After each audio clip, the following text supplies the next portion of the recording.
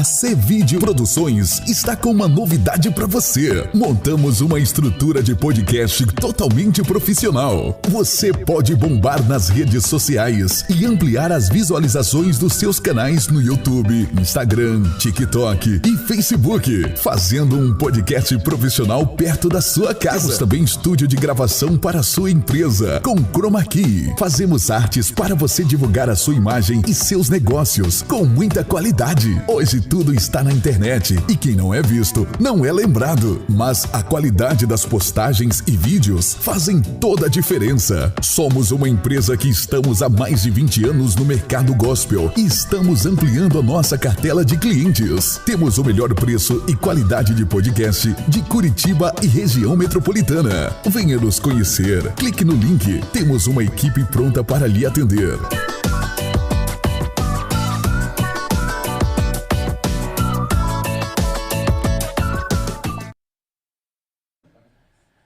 Glória a Deus, paz do Senhor, meus irmãos, estamos ao vivo para o nosso terceiro podcast do dia, é hoje. E hoje eu tenho um convidado muito especial, é um amigo particular, que foi Deus que me deu, me presenteou, Dr. Arcir de Geroni. Eita, paz do Senhor, pastor Arcir. Paz do Senhor, pastor Carlos. São bondosas as suas palavras, né? Eu torno minhas as tuas palavras, dizendo que a nossa amizade, a nossa comunhão, que começou há alguns anos, é que foi dada por Deus. O irmão é um presente para nós, para a nossa igreja, para a nossa denominação, né? Nas suas ministrações.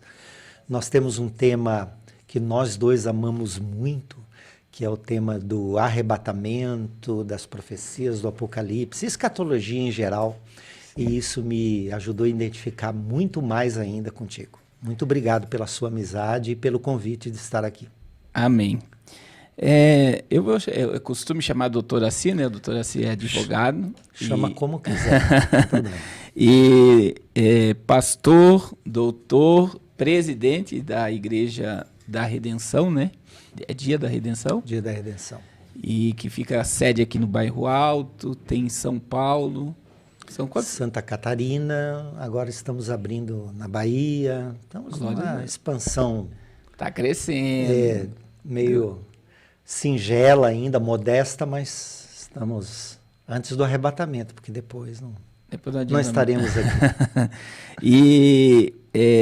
doutor, a primeira pergunta que eu faço antes de a gente começar as perguntas, né, é sobre a questão da conversão, né, se o doutor veio de um berço evangélico ou aceitou Jesus na caminhada.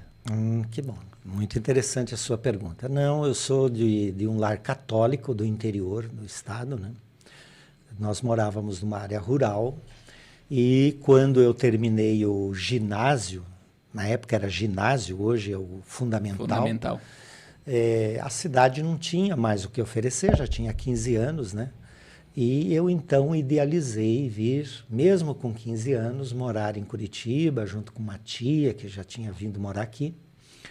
E foi difícil convencer minha mãe, né? Mas meu pai me trouxe e aqui eu fiquei para estudar e me casei depois, né? E também me converti aqui, não me converti lá.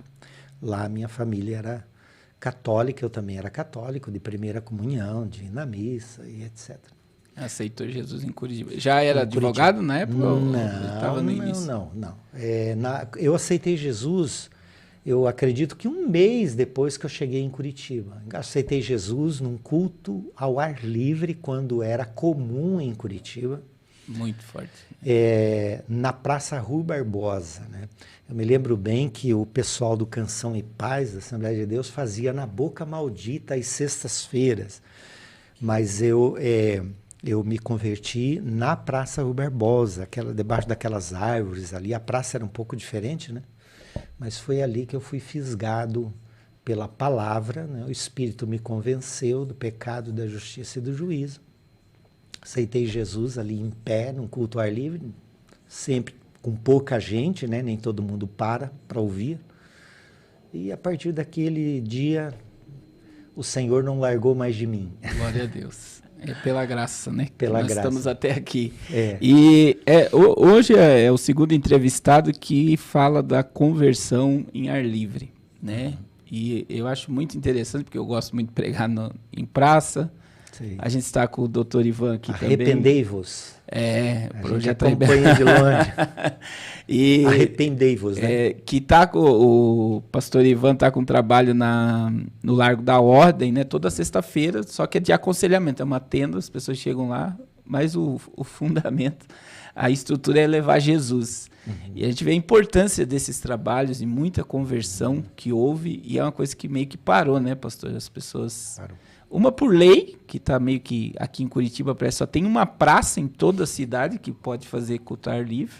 Então eles bloquearam, né? E outra é a questão de o povo não ter mais esse prazer, parece. Não sei se eu estou...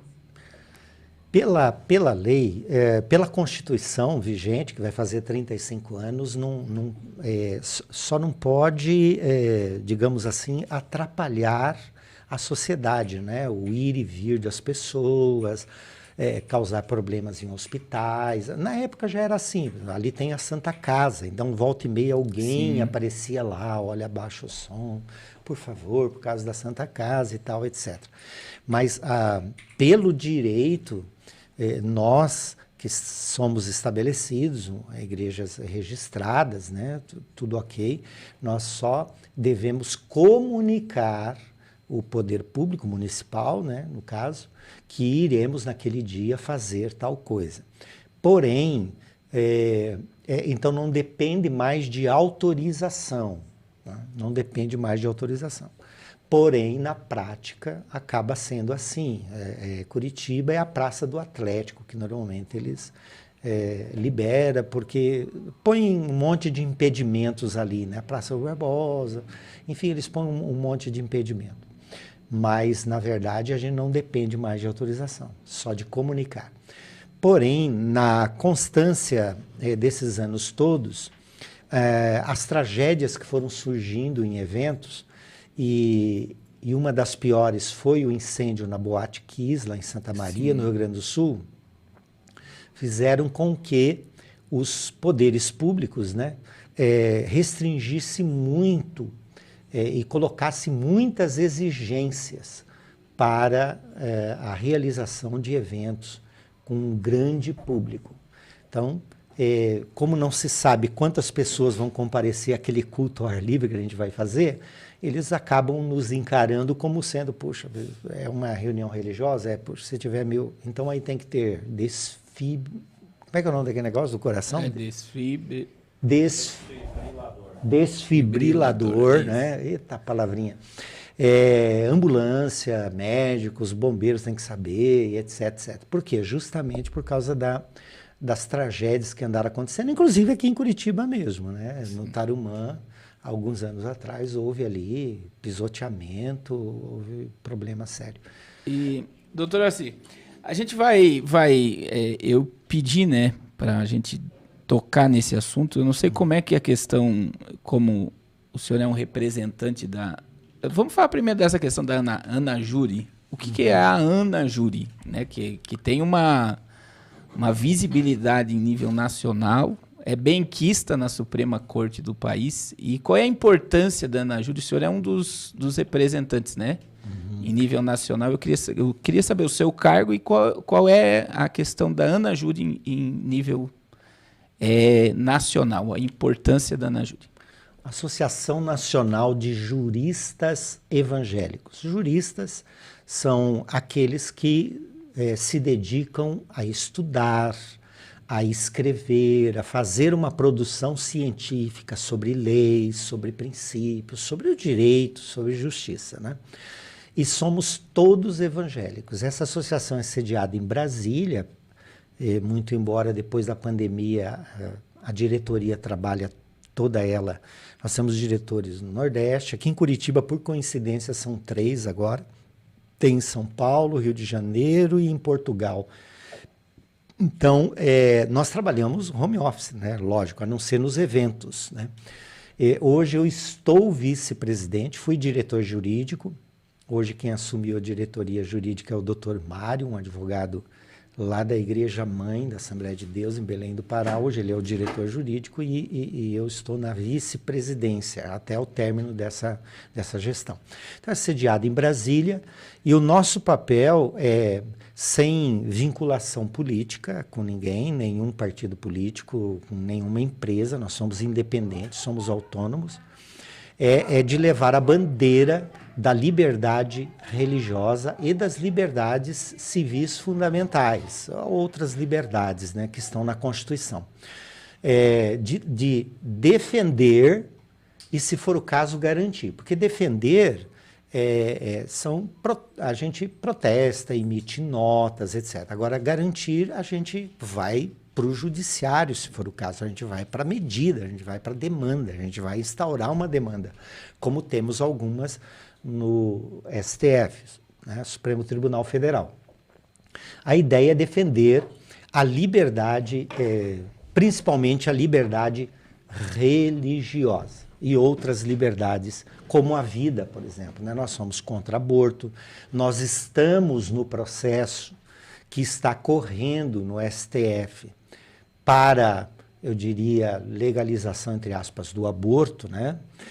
Nós estamos lá, nossa representante falou na audiência pública, que foi assistida ao vivo por todo o Brasil, mas ainda não foi julgado esse tema. Então, é essa a intenção. Quando a liberdade religiosa é violada ou ameaçada, a ANAJURE entra em campo, como aconteceu durante a pandemia. Nós temos um observatório que fica no ar 24 horas, se chama Observatório da Liberdade Religiosa. Então, as pessoas até de fora do país, porque você disse em todo o Brasil, mas nós temos um assento na Organização dos Estados Americanos. Nossa, que bênção. Então, estados da América do Norte, da América Central e América do Sul, eles têm essa organização, que me permita dizer, é como se fosse uma ONU só para nós, né? A Organização dos Estados Americanos. E, junto com os estados, os representantes dos países, têm as organizações da sociedade civil.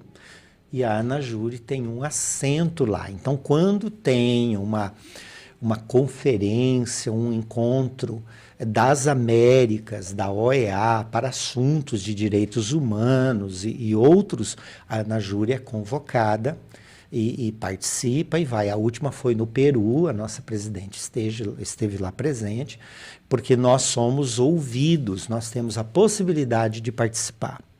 Pastor Carlos, para motivo de oração dos irmãos, nós também estamos tentando já há uns 3 anos um assento na ONU, porque a ONU tem lá em Nova York, que reúne os representantes de quase todos os países, né, 190 e poucos países, e tem em Genebra as organizações da sociedade civil. Então é um braço da ONU, digamos assim, em Genebra, que reúne as organizações da sociedade civil. Esse braço da ONU trabalha com os direitos humanos. A liberdade religiosa está inserida dentro do que nós chamamos de direitos humanos.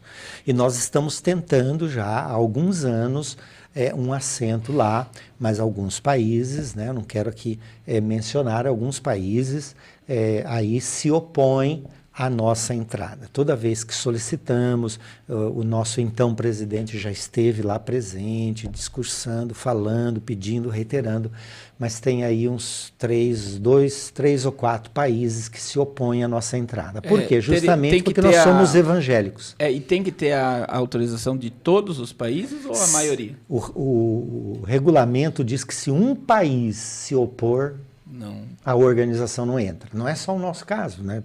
Outras organizações que pleiteiam. Sim. Se um país se opor, não entra. Então, esse é o nosso papel. Somos todos voluntários, né? Nós não somos remunerados, né? Nós, inclusive, contribuímos com a ANAJURE porque acreditamos na bandeira, né? A nossa independência e autonomia de governos. Durante o governo Dilma, a gente tinha uma interlocução, né? Falávamos sempre com o governo quando era necessário, principalmente quando nós tínhamos que tratar de refugiados. A ANAJURE também tem uma área para tratar refugiados. No governo Bolsonaro também, né, tivemos acesso e hoje esperamos, o governo está no começo, mas nós esperamos também ter uma interlocução. A gente sabe que eu tenho falado isso aí, eu queria que o senhor pode me corrigir se estiver errado. Por exemplo, a Venezuela entrou dentro dessa bandeira de esquerda e houve aquele burbúrio, né? Teve alguns pastores que foram convidados a sair do país quando entrou nessa questão, vamos dizer, entre aspas, né? Que agora não pode falar que é ditadura, mas está havendo um grande mover de Deus na Venezuela. Todos os missionários e pastores que eu converso têm igreja na Venezuela, as igrejas estão lotadas e não houve fechamento de igreja. Como eu também não acredito que seria um benefício para o Brasil o fechamento de igreja, que até hoje tem essa ideia na cabeça de muita gente, mas agora o senhor colocando a questão da Ana Júlia, se isso partisse, a Ana Júlia com certeza ia entrar com ações para que o povo pudesse continuar a sua adoração, o seu culto. Estou certo ou errado? Mas eu acredito que não vai acontecer, né? E pela Constituição brasileira, hoje seria impossível isso.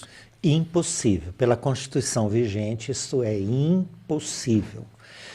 Durante a pandemia, Pastor Carlos, nós tivemos alguns dissabores com fechamentos de igrejas por decretos de prefeitos e governadores. Sim.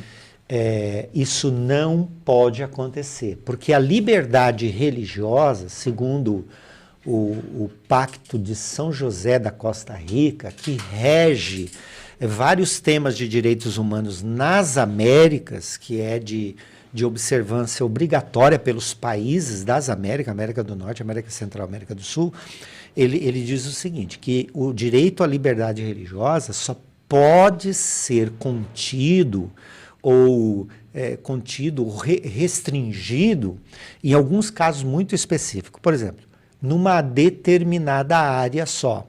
Segundo, por um determinado tempo só. Terceiro, se for para garantir a segurança das pessoas, né? Então, digamos, uma área de guerra, uma área que está em guerra, com facções, é factível proibir reuniões ali e cultos religiosos para pôr perigo, né? Proteger, inclusive, a vida dos irmãos e irmãs que não andam armados, né? Para ir até aquele local de culto. Então, as restrições são muito pequenas. E outra, tem que ser por lei, não pode ser por decreto.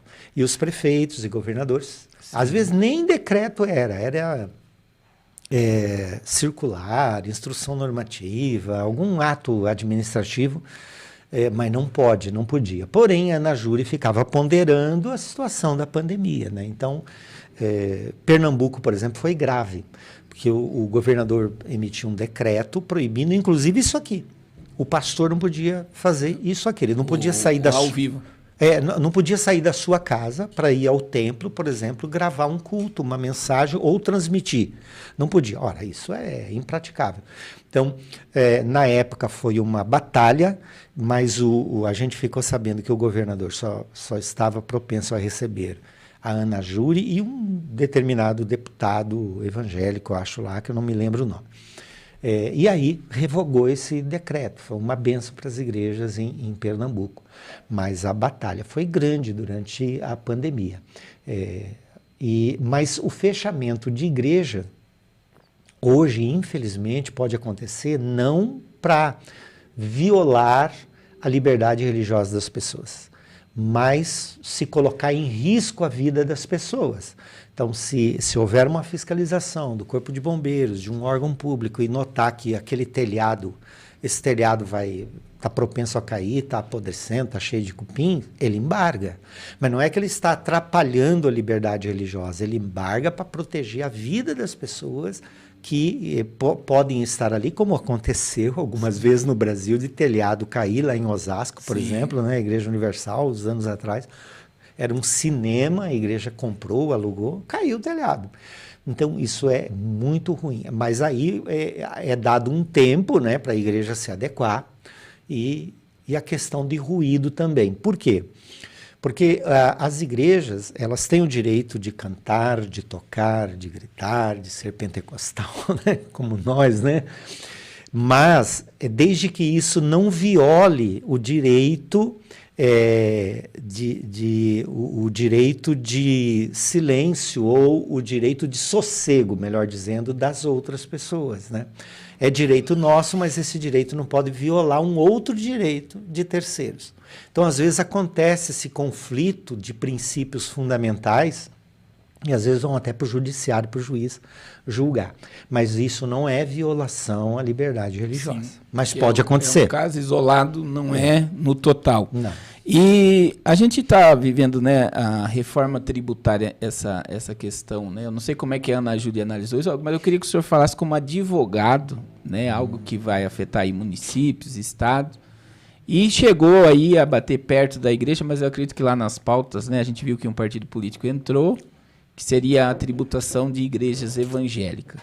Como é que está sendo visto essa questão no âmbito judiciário, né? Que ficou muito que... Eu quero que o senhor me corrija se eu entendi errado. Eles aprovaram pautas que não estavam fechadas. A maioria dos casos lá que foi apresentado, que houve... fizeram... que eles se reuniam para ver o que iria... Cada pauta lá parece que o governo ainda consegue enxertar coisas que podem prejudicar o povo. Eu estou errado, estou certo? Olha, tem bastante informações. Eu vou tentar resumir. Primeiro, está se discutindo uma reforma tributária pelo menos há 30 anos. A Constituição vigente vai fazer 35 agora em outubro. Então, poucos anos depois da vigência da Constituição, já se começou falando, tem que reformar, tem que reformar, tem que reformar, tem que reformar. O governo atual peitou a situação e mandou uma reforma, sendo que já tinha 2 propostas de emenda constitucional. O que é uma PEC? Às vezes a gente ouve no mundo assim, PEC, o que é isso? É proposta de emenda à Constituição. Isso quer dizer que tem que ser tratado no Congresso, né, na Câmara, e no Senado, ou vice-versa, no Senado, na Câmara, com um quórum qualificado, não é com meia dúzia de deputados e senadores, né? Em 2 turnos, ou seja, são 2 votações na Câmara, 2 votações no Senado, com um quórum qualificado de 3/5, né? De 3/5 dos senadores e dos deputados, para aquilo ser aprovado, digamos assim, né?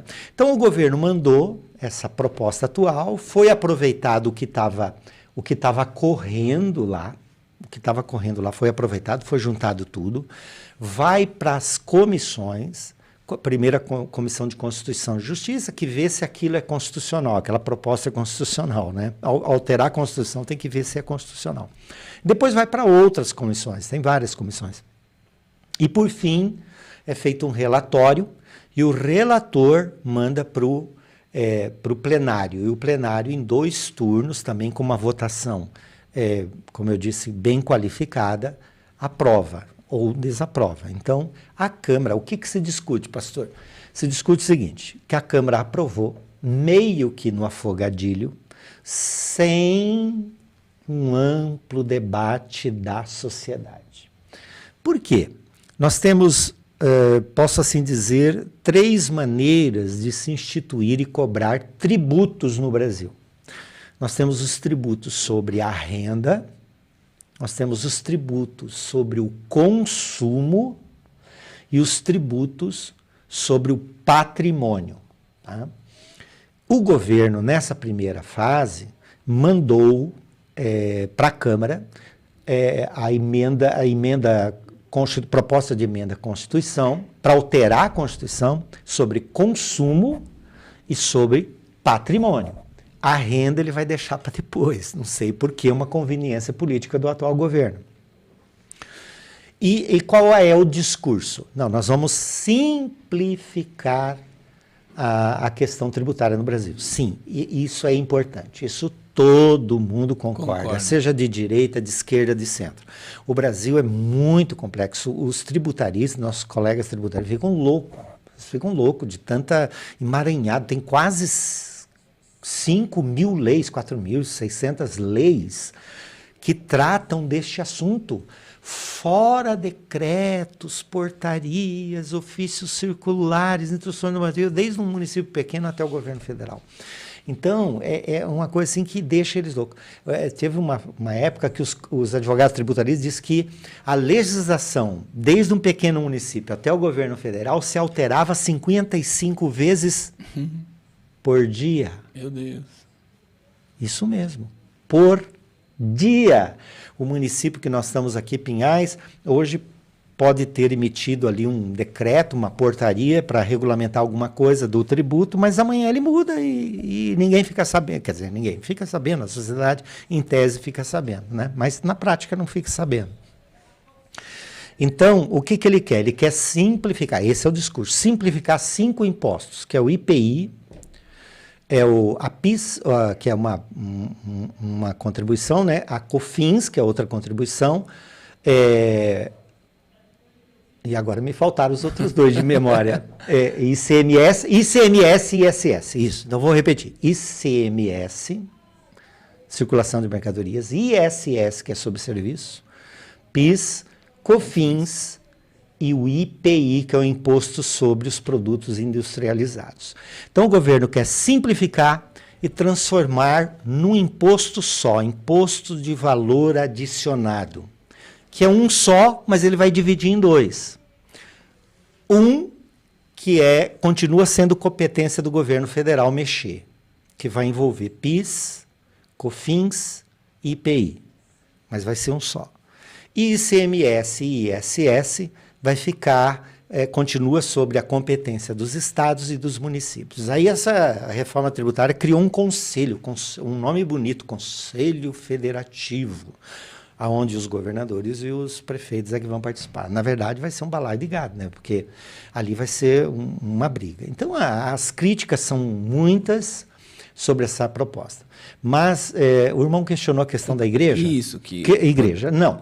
Por que a bancada evangélica na Câmara, que é forte, né? Bem significativa, aprovou sem questionar?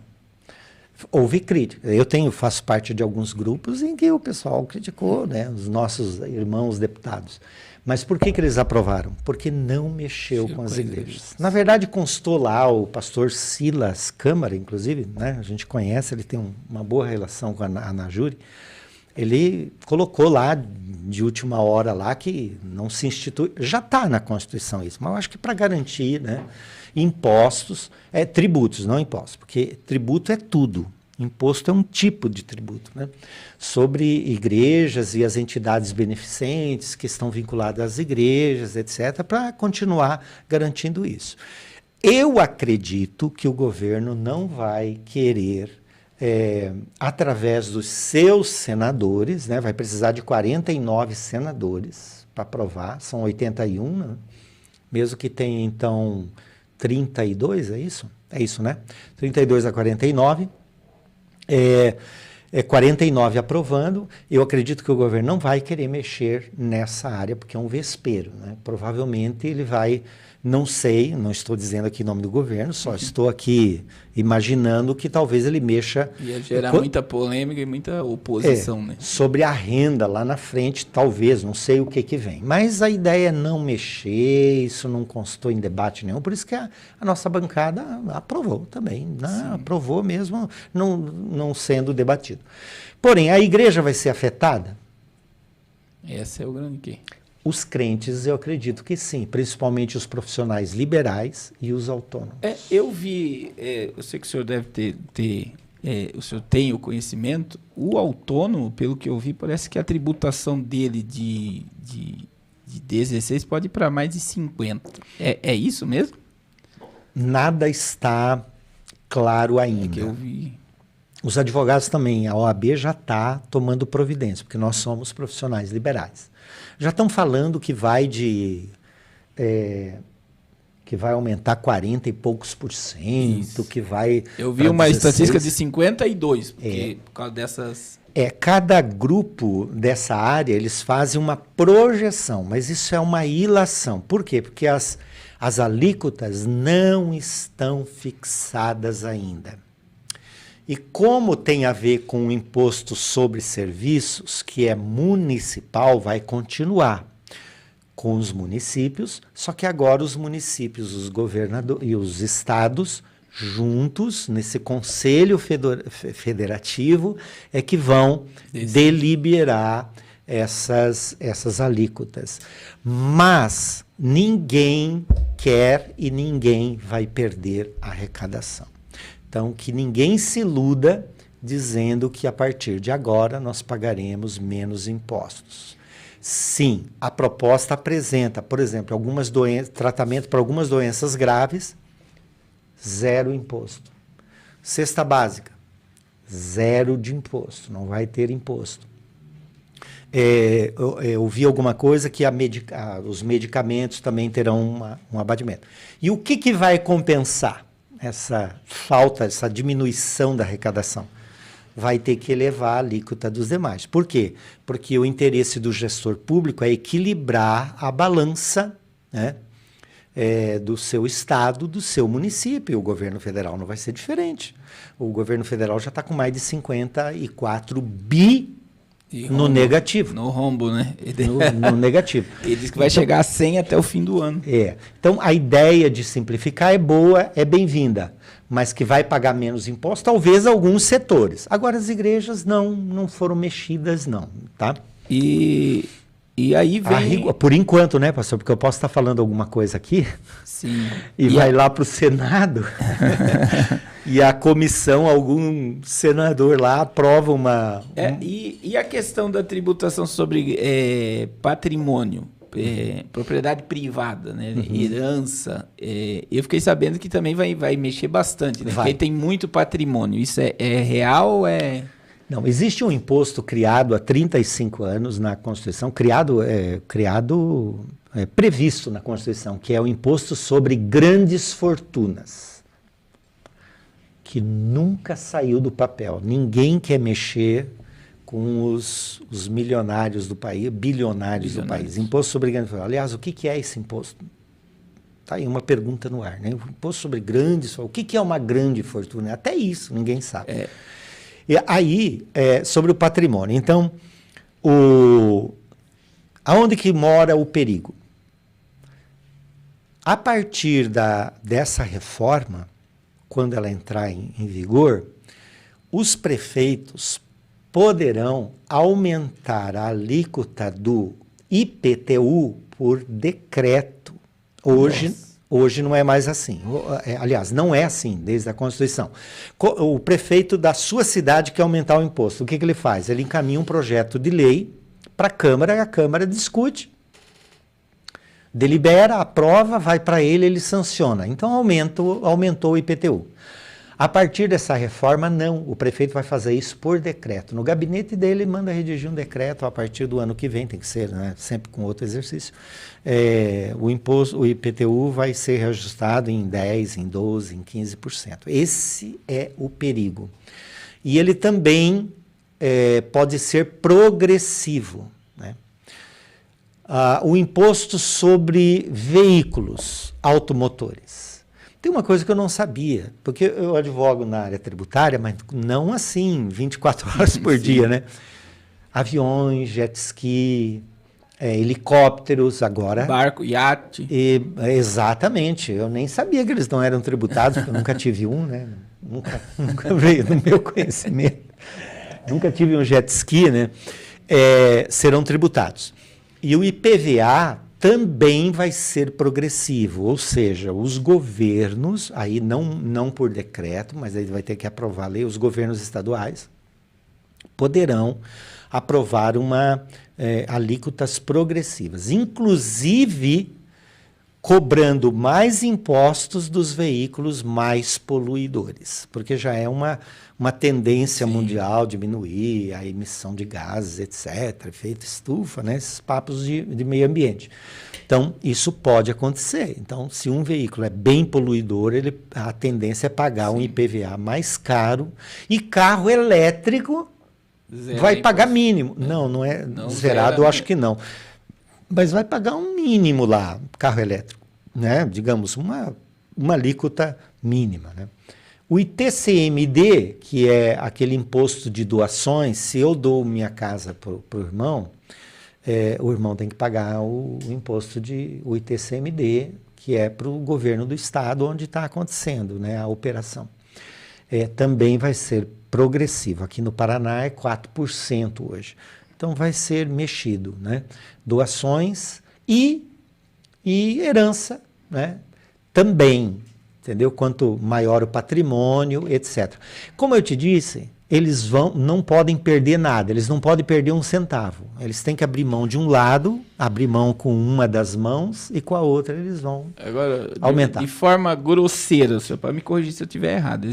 A ideia é meio de Robin Hood, né? Tirar dos ricos para dar para os pobres. Entre aspas, bem entre aspas, né? Mas pelo que dá a entender... Né? Por exemplo, e aí existe também as coisas que parece que continuam. Por exemplo, você tem um carro elétrico no Brasil hoje, eu acredito que o mais barato aí deve estar nos 180, 200 mil reais. Que uma pessoa classe média baixa jamais vai poder. Então, aí se tiver um Fusca, como eu tenho meu Fuquinha lá... que vai poluir mais, eu vou ter que pagar mais. Né? Aí você vê as extravagâncias, né, na questão. Sim. Mas, e olhando de uma forma grosseira, doutora Assi, não seria uma carta branca para o governo federal? Porque, assim, pelo que eu entendi, como a prefeitura e o governo estadual vai ficar com 2 e o governo vai ficar com 3, que com certeza vai tirar a burocratização de muita coisa e tal...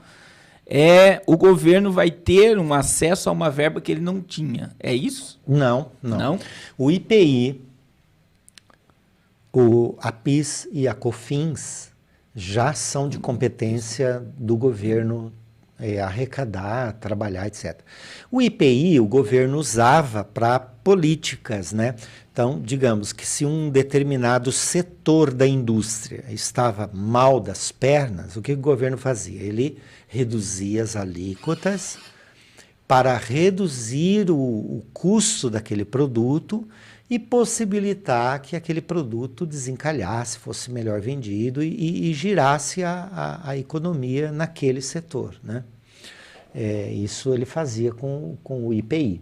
Ele vai continuar fazendo. Só que algumas alíquotas serão fixas, outras não. Então, está se falando, não sei se o pastor viu na imprensa, que essa reforma, quem está vendendo essa reforma, diz que ela vai aumentar a competitividade. Está havendo uma crítica dizendo que isso não é verdade. Por quê? Como que é hoje? A guerra fiscal.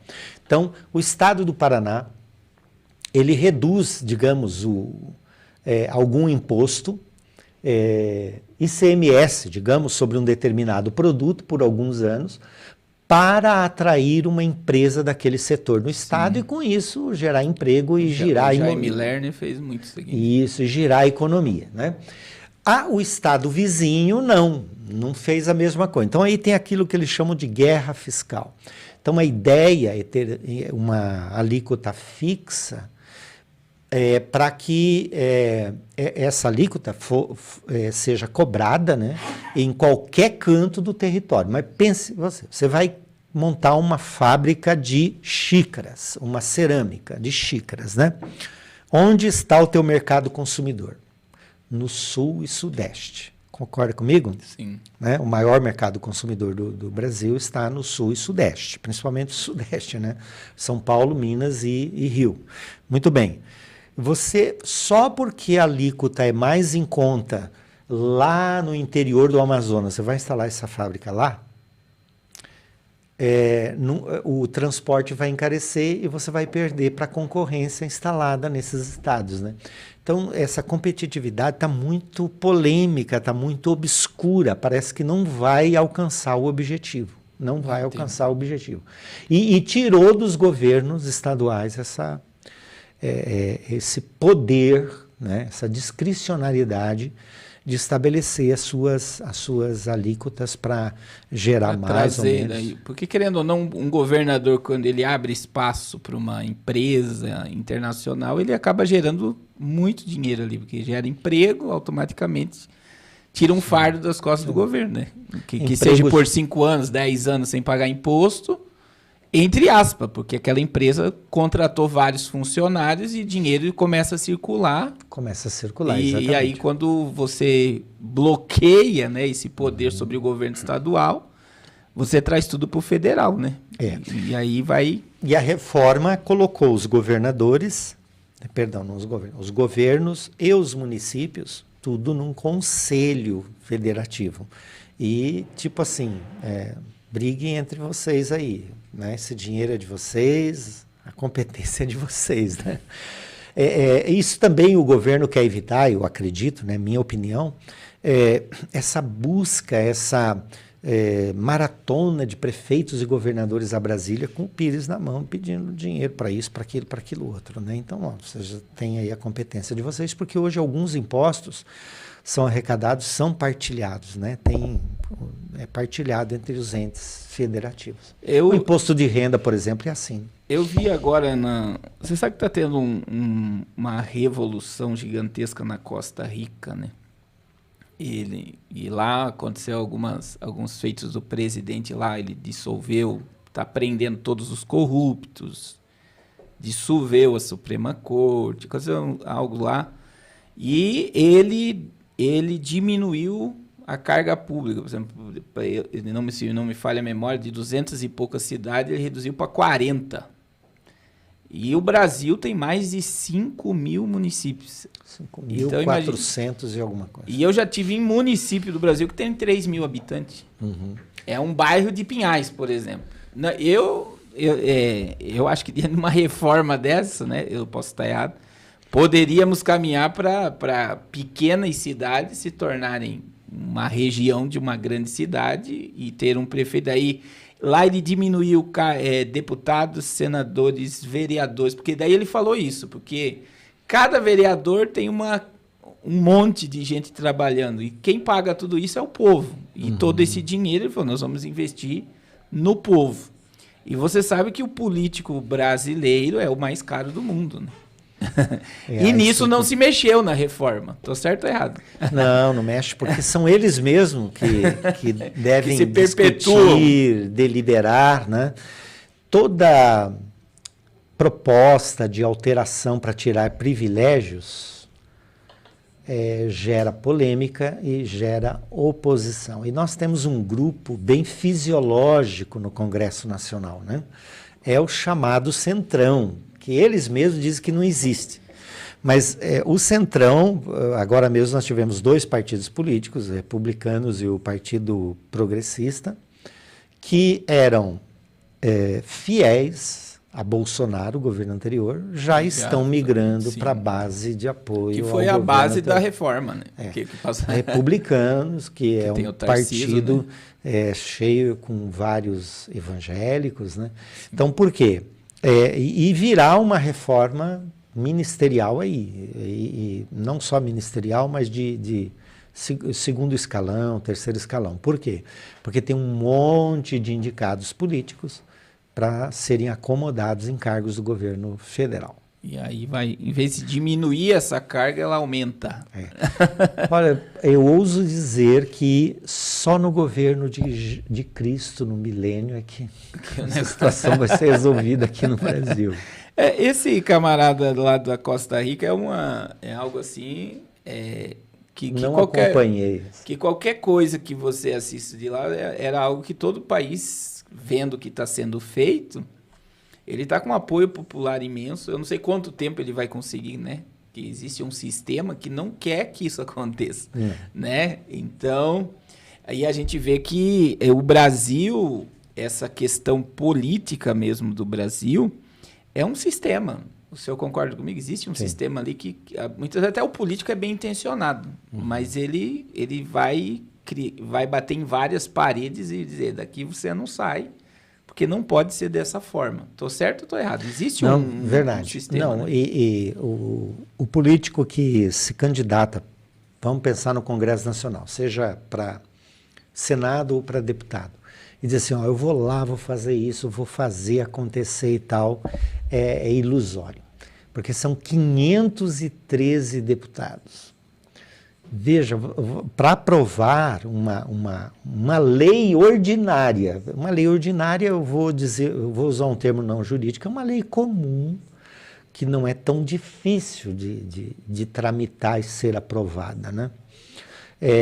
Você precisa da maioria, por exemplo, de quem estiver lá na votação.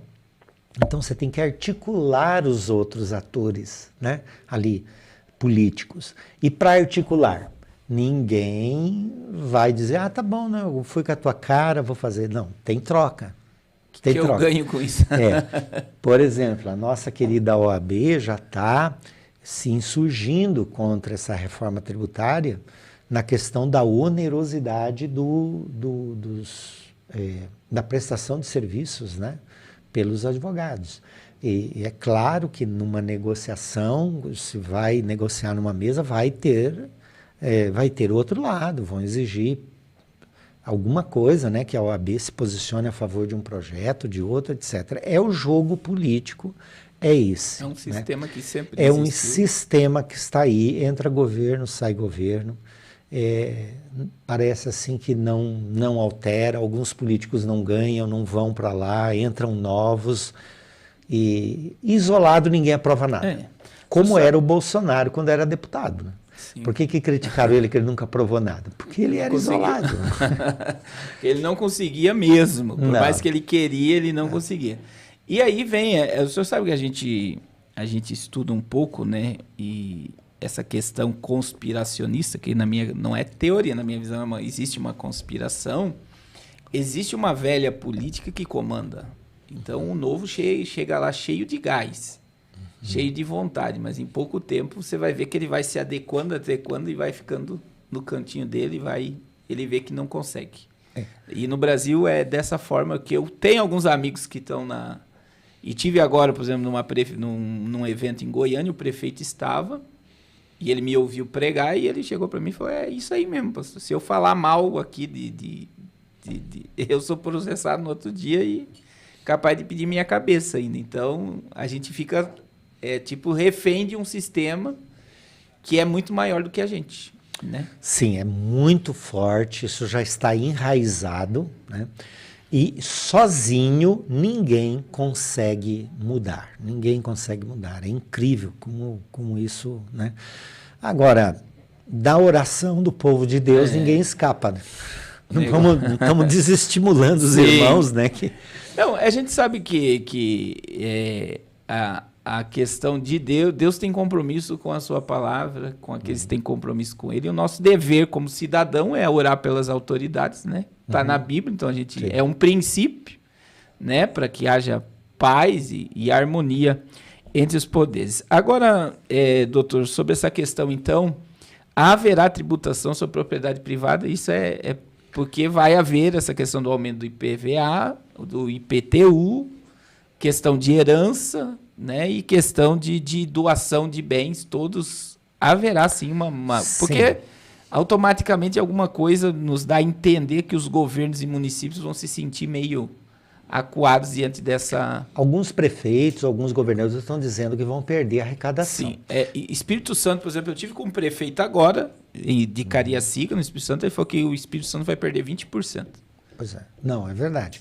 Então, como que eles vão cobrir esse... Apesar de que, pastor Carlos, vai haver uma fase de transição, que se chama de acomodação dessa reforma, não é para amanhã, sim, né? 26 e 28, né? Que dá. Ou até mais. Então vai ter uma fase de transição. Porque depois dessa reforma, é bom o seu ouvinte saber, depois da aprovação dessa reforma pelo Senado, se ele não mexer ali substancialmente, porque se mexer vai ter que voltar para a Câmara. E for aprovada, ela não vai para o presidente da República, como as outras leis. Ela é promulgada ali mesmo, pelas casas, pelas mesas, né, da Câmara e do Senado. Isso eu não sabia. Não vai. A emenda à Constituição, o presidente da República, ele pode propor, mas não é sancionado, né? Não é sanção, não é como as outras leis. Depois disso, vai ter que alterar, talvez... Não sei, estou aqui imaginando mais de 4.000 leis. Antes de alterar essas leis, tem que alterar a lei complementar, que tem uma lei complementar que mexe com isso, principal, é o Código Tributário Nacional. Então, a previsão de alguns tributaristas é que vai ter que aprovar umas 50 emendas à lei complementar. Porque a Constituição criou, está lá, mas precisa de detalhes, né? Aí vem a lei complementar. E essa lei complementar pode precisar de um decreto. E tem as leis ordinárias. Então, ainda vai correr muita água debaixo da ponte. Vai esbarrar em muita coisa. Eu estava vendo o Paulo Guedes falando sobre a questão da reforma tributária liberal, né, que seria uma reforma de direita. Ele falou de tributação de 15% sobre milionários e bilionários e não iria tocar em mais nada, ia tirar imposto de empresas. Era uma coisa assim, ele falou, é tão simples que iria gerar muito dinheiro. Porque ele falou isso, que é uma realidade, a gente vê em banco e vê em sistemas. Bilionário e milionário no Brasil não pagam imposto. Eles fazem as articulações, aí chega um pobre no banco, abre uma conta bancária, ele vai pagar um monte de taxa. Chega o rico lá, o gerente chama na mesa e diz aqui você não vai pagar nada. Nós te damos cartão de crédito, nós te damos limite especial, nós te damos empréstimo, nós te damos tudo que você quiser. Só para você ter a sua conta conosco. Exato. Então, dentro da reforma do Paulo Guedes, na realidade, existiria uma verdade nisso, pelo que eu entendi, que seria a tributação por causa dessa questão que o senhor falou que nunca foi colocada em pauta, a tributação de grandes fortunas. Aí a gente tem o Paulo Leman, que é o dono da loja americana, ele não tem patrimônio nenhum registrado no Brasil. Aonde que ele paga imposto? Na Suíça. Por que a loja americana entrou em falência? Então, o que eles fazem? Eles foram lá para a Suíça, que muita gente sabe que existe paraíso fiscal. Eles transferem o seu patrimônio para lá e pagam imposto lá. Então, nada que existe no Brasil, por exemplo, algumas coisas só, pode ser tomado pelo governo. Olha, por quê? Porque o Brasil, a gente sabe que é um dos países que mais paga imposto. Sim. E aí vem essa questão, né, de pegar esses bilionários, né, e taxar mesmo, para que o dinheiro volte para aquele lá mais necessitado. Eu achei interessante a fala. E aí a gente vê que isso que está acontecendo parece que vai deixar os ricos mais ricos e uma classe, é o meu ver, né, que dá a entender que a classe média para baixo meio que vai ser igualada dentro dessa... O senhor pode falar, posso estar errado. Há um entendimento equivocado nas pessoas assim mais simples, mais humildes, de que vai mexer no imposto? Não, mas eu não pago imposto, paga sim. Todo mundo Quando paga. nós muito, né? compramos uma bala, um refrigerante, o imposto embutido ali, o combustível é altíssimo. Então, essa parte vai ser mexida. Os cabeleireiros vão pagar mais ISS, pelo menos é a previsão. Nós, os advogados. Pedreiro. Os que têm aí, que fazem pequenos serviços, né? Que mais? Dentistas, médicos, para compensar esse outro lado, né? E, enquanto isso, os que têm recursos contratam consultoria tributária e estancam determinadas saídas de dinheiro para pagamento de imposto. Às vezes é legal isso, né? Contratar uma consultoria tributária para dizer, olha, aqui estão minhas guias que eu paguei em 2022, tudo isso aqui, veja o que eu não deveria ter pago por uma questão legal, né? Porque, como eu te disse, são quase 5.000 leis que tratam disso. É difícil até para um tributarista, né? Ele não tem condições de ficar acompanhando isso como devia. Então, isso é legal. E eles têm essa condição, né? Quem tem mais recursos contrata uma consultoria e vai racionalizando o seu pagamento de imposto e paga ali o mínimo por lei conforme a legislação permite, enquanto que nós não, né? Nós, no consumo, diariamente, várias vezes por dia, estamos pagando imposto. E agora, 2 perguntas para concluir, porque já foi rápido, hein? Foi uma hora quase falando. Poxa, nem parece. 2 questões. A questão da internet, né? O senhor sabe que eu perdi um canal com 100 mil inscritos. Eu bati 100 mil e o YouTube extinguiu. E a gente tá vendo assim... eu confesso que estava tendo mais política contra a internet no governo do Bolsonaro como agora. Parece que agora não está tendo tanto... Por mais que eles estão... Por exemplo, o canal da minha esposa foi desmonetizado por um vídeo de 2020. Olha só, eles foram lá, puxaram um vídeo de 2020 e disseram, teu canal não é mais qualificado para receber receita e tal. Mas a gente está vendo aí muita questão de censura, né, sendo manifesta. Né? Eu não sei como até se o senhor pode falar sobre isso, que é a regularizações das redes sociais. Isso prejudicaria a liberdade religiosa? Pode prejudicar. Por quê? É a regulamentação, né, da comunicação.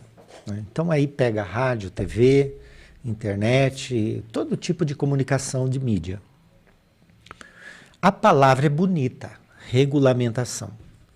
Essa regulamentação já existe hoje, é a lei de imprensa, que inclusive foi julgada, esteve no escrutínio do STF recentemente. Inclusive, no julgamento, né, da constitucionalidade da lei de imprensa, o ministro Barroso chegou a dizer, né, que a ideia-força da questão da lei de imprensa é a seguinte: no Brasil, mais ou menos assim, eu estou tentando me lembrar como está no voto, que é um voto meio longo, todas as pessoas podem dizer o que quiserem, ou seja, liberdade de expressão, que está linkado com isso. Só que o que está se discutindo? Que nada é ilimitado, ou seja, liberdade de expressão, uma liberdade, né? Liberdade muito importante, né? Uma das mais importantes do regime democrático, segundo eles, e é verdade, precisa ter limites. Então, eu vou até uma altura, se eu abusar desse direito, não importa se pessoalmente, por escrito, na internet, nos meios de comunicação, eu terei alguma sanção, eu terei alguma penalidade, seja criminal, enfim, seja qual for, né? Ou um dano moral, etc. A ideia de regulamentar, primeiro, já existe essa regulação da mídia através da lei de imprensa. Né? Então, a ideia de falar, de voltar à tona que precisa regular, é um desespero de alguns setores políticos, alguns setores da sociedade que estão se sentindo incomodados por algumas verdades que estão sendo ditas. Pode afetar a liberdade religiosa? Sim. Por exemplo, a ADO 26, julgada pelo Supremo Tribunal Federal, que promoveu, o Supremo não é o legislativo, mas ele criou um crime, porque o legislativo demorou para criar, então o Supremo foi lá e criou, né, essa questão da homotransfobia. Né? Ele criou, no julgamento, que é competência do legislativo, que nós temos os 3 poderes, segundo a Constituição, tem que ser harmônicos entre si. Né? Criou. E o ministro Celso de Mello, ao julgar, né, nós inclusive trabalhamos bastante, a Ana Júlia trabalhou bastante em cima antes desse julgamento. O ministro, fica aqui um registro, foi bem, assim, muito educado conosco, nos recebeu nossos memoriais lá, a nossa equipe, né? Ele ressaltou, ele disse, olha, se passar deste limite é discurso de ódio. E discurso de ódio é crime. Por isso, inclusive, às vezes... Posso fazer um merchandising? Pode. Pode? O senhor me cobra depois? Eu, às vezes, falo nos conselhos de pastores, né? E tem uma das falas que leva 1h15, 1h20. pelo fato de misericordiosamente, né, pela misericórdia de Deus, eu ser pastor e também especialista nessa área, então eu dou uma palestra instrutiva para os pastores o seguinte: limites entre a pregação religiosa e o discurso de ódio. Não é tão fácil assim, mas a gente tenta, né? Olha, a pregação religiosa vai até aqui, daqui em diante é discurso de ódio, segundo o STF. E a Constituição, ela não fala, ela é um papel, né? Tinta. A nossa Constituição tem 11 bocas que falam, né? Que falam o que... Ela fala através dessas 11 bocas, né? Então, tem limites a pregação religiosa hoje. Mas, mesmo assim, continua meio nebuloso esse limite, sabe? Continua ainda meio nebuloso, muito embora no voto do ministro Celso de Mello está lá, ressalva-se a pregação religiosa e tal, mas o perigo ainda existe. Foi uma conquista? Foi uma conquista.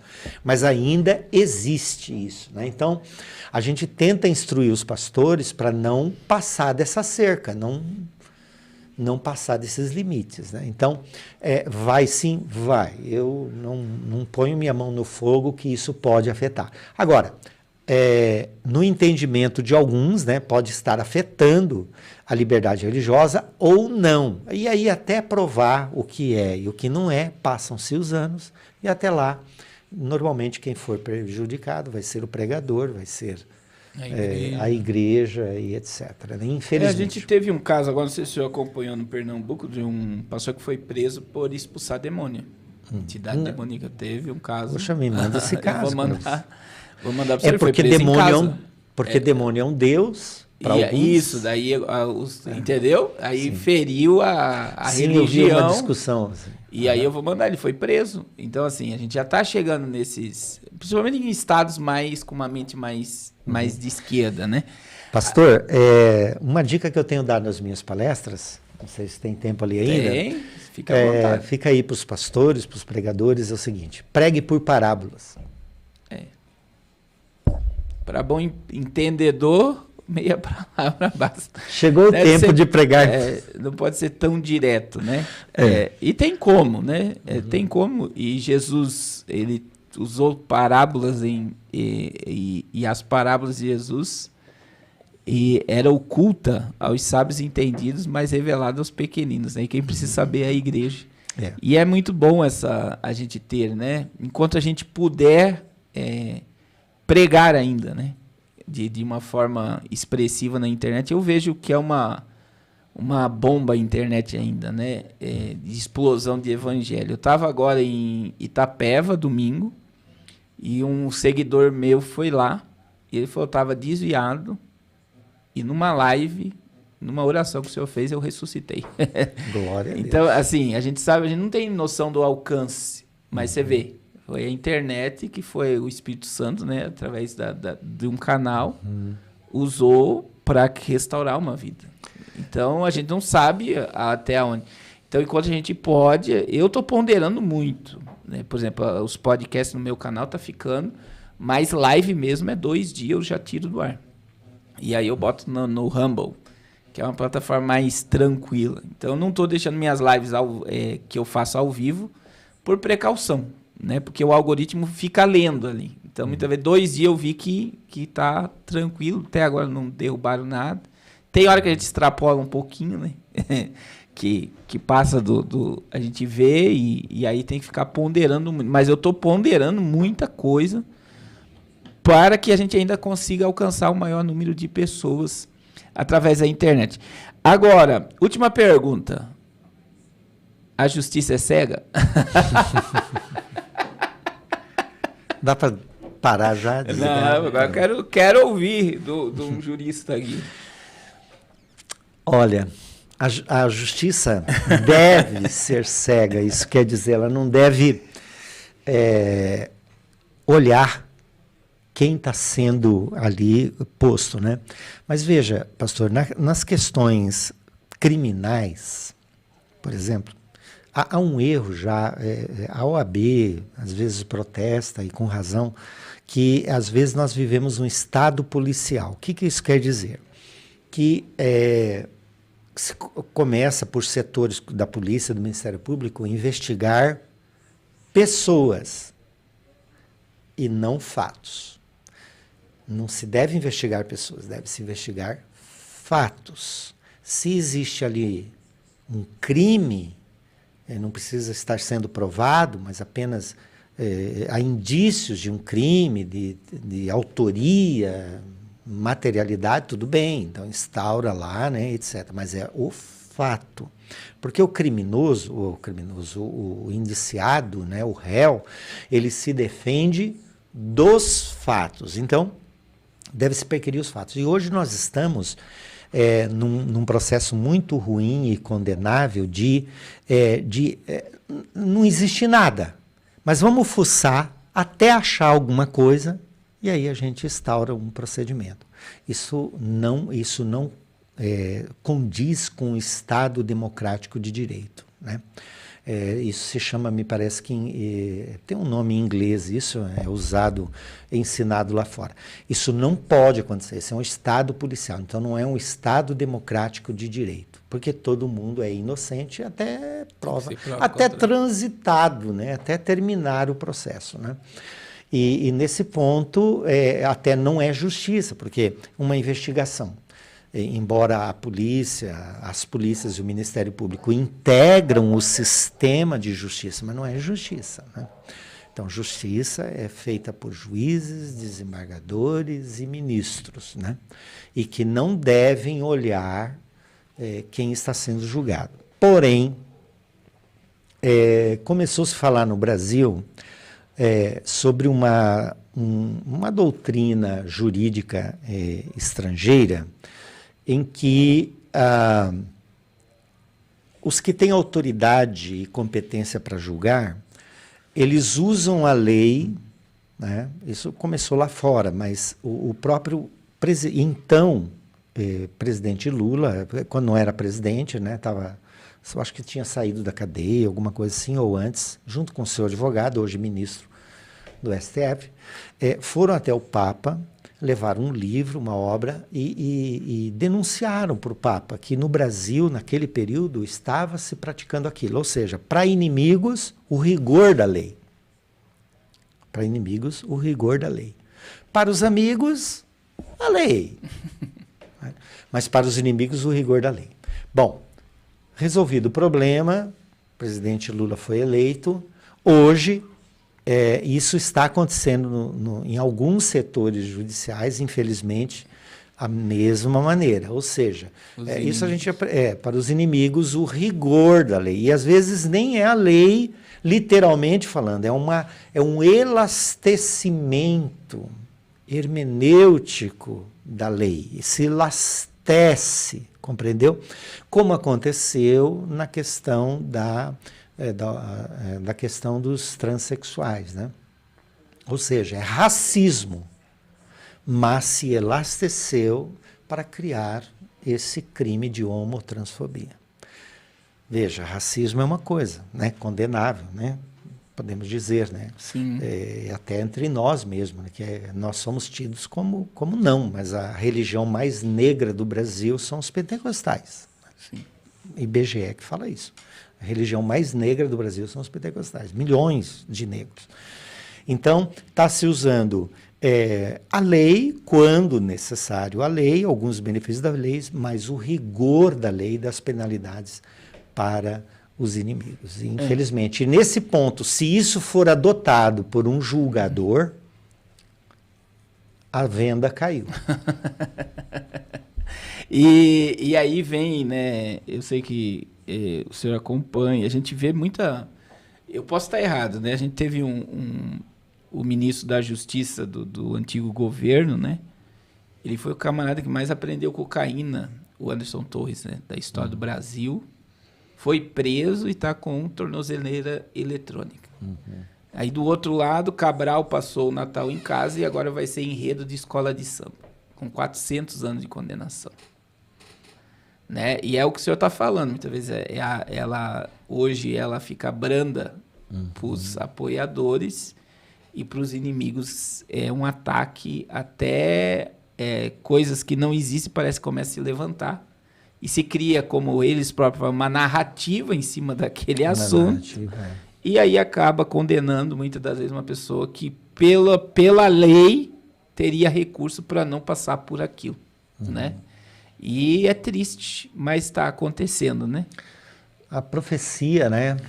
O que é amargo chama de doce, o que é doce, amargo, o que é certo passa a ser errado, as trevas é luz, a luz é trevas, etc. Está se cumprindo na íntegra. Amém.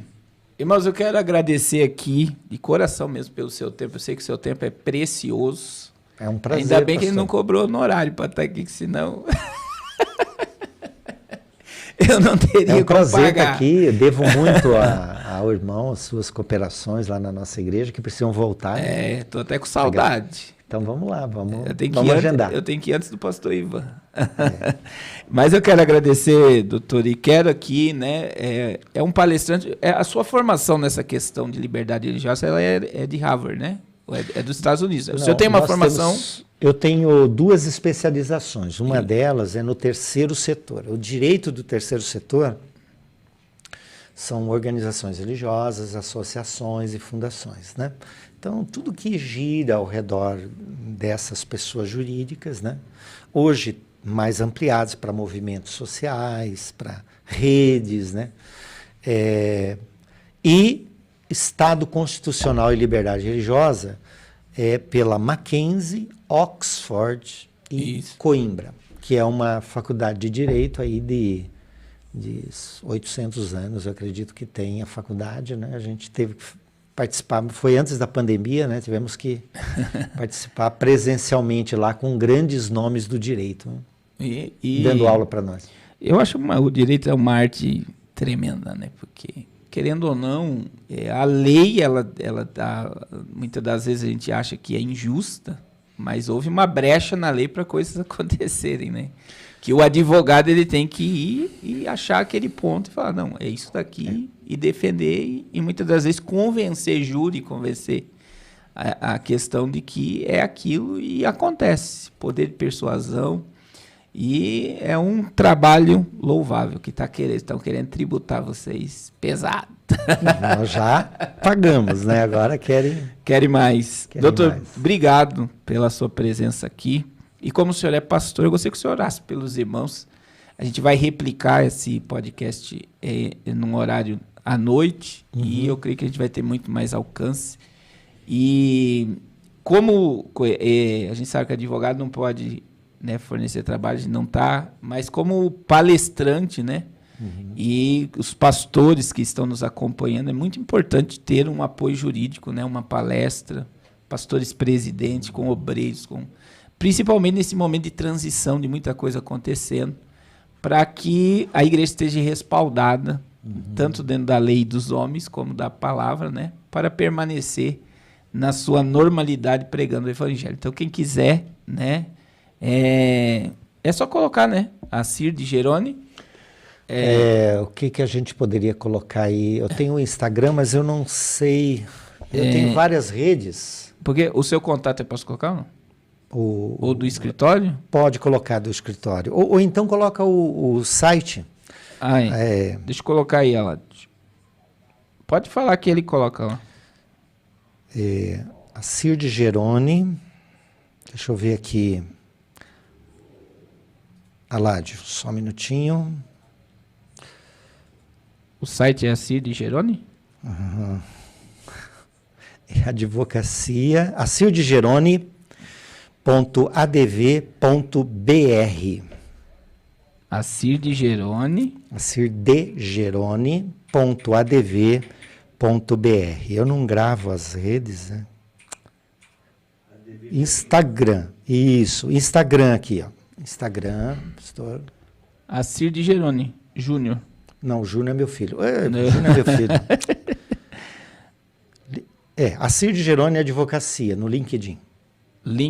Acir de Geroni. Acredito que é só colocar no Google, né? É só colocar, e outra, tem o Facebook, e tem o site, mas se quiser anotar o telefone é 41...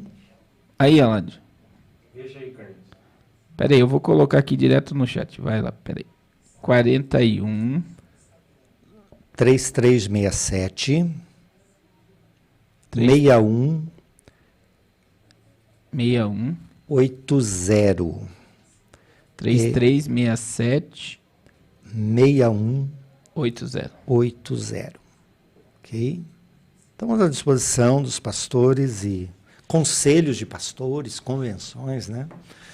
Para essas palestras, essas intervenções aí. É muito se importante. forem necessários. Deixa eu fixar aqui. Uhum. Desculpe aí que eu não gravo de cabeça, nós temos uma irmã que faz toda essa parte de redes sociais, mas o site, o LinkedIn e o telefone... tá aqui já o site. Esse é o Aládio, né? Muito bem. É Aládio Camargo. Aládio Camargo, famoso. Pastor, ore por nós. Vamos então agradecer. Não como doutor, como pastor e uma autoridade espiritual. Meu Deus. Bondoso Deus. Sim, Pai.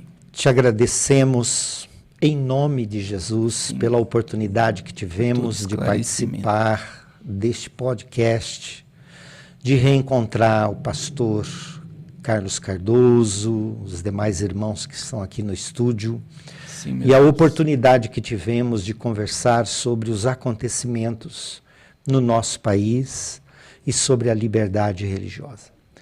Pedimos que as tuas ricas bênçãos sejam agora estendidas sobre todos aqueles que estão assistindo ou ouvindo. Em nome de Jesus. Sejam eles, Senhor, de perto ou de longe, não importa quais sejam as necessidades.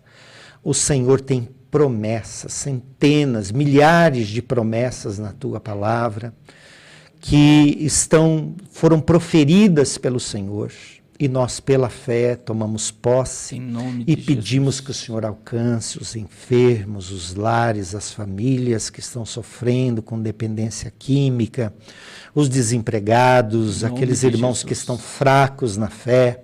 O Senhor venha fortalecer.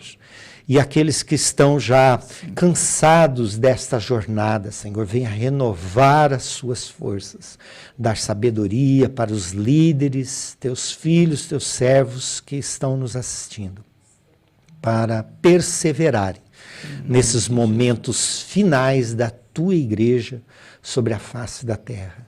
Venha nos fortalecer, aumentar a fé, aumentar, Senhor, a nossa resiliência nas lutas desses dias e nos dar sabedoria do alto para continuarmos fazendo o teu nome conhecido e levando a tua palavra. Abençoa também o trabalho do pastor Carlos, a sua família. Opere grandemente, abrindo portas e ampliando, Senhor, o número de pessoas que assistem e que participam e que sejam poderosamente edificados. Por ti, nós pedimos e agradecemos em nome de Jesus. Amém. Amém. Glória a Deus. Deus abençoe a todos em nome de Jesus. Este podcast foi transmitido e editado por AC Video Produções. A C-Video Produções está com uma novidade para você. Montamos uma estrutura de podcast totalmente profissional. Você pode bombar nas redes sociais e ampliar as visualizações dos seus canais no YouTube, Instagram, TikTok e Facebook, fazendo um podcast profissional perto da sua casa. Temos também estúdio de gravação para a sua empresa, com Chroma Key. Fazemos artes para você divulgar a sua imagem e seus negócios com muita qualidade. Hoje tudo está na internet e quem não é visto não é lembrado, mas a qualidade das postagens e vídeos fazem toda a diferença. Somos uma empresa que estamos há mais de 20 anos no mercado gospel e estamos ampliando a nossa cartela de clientes. Temos o melhor preço e qualidade de podcast de Curitiba e região metropolitana. Venha nos conhecer, clique no link, temos uma equipe pronta para lhe atender.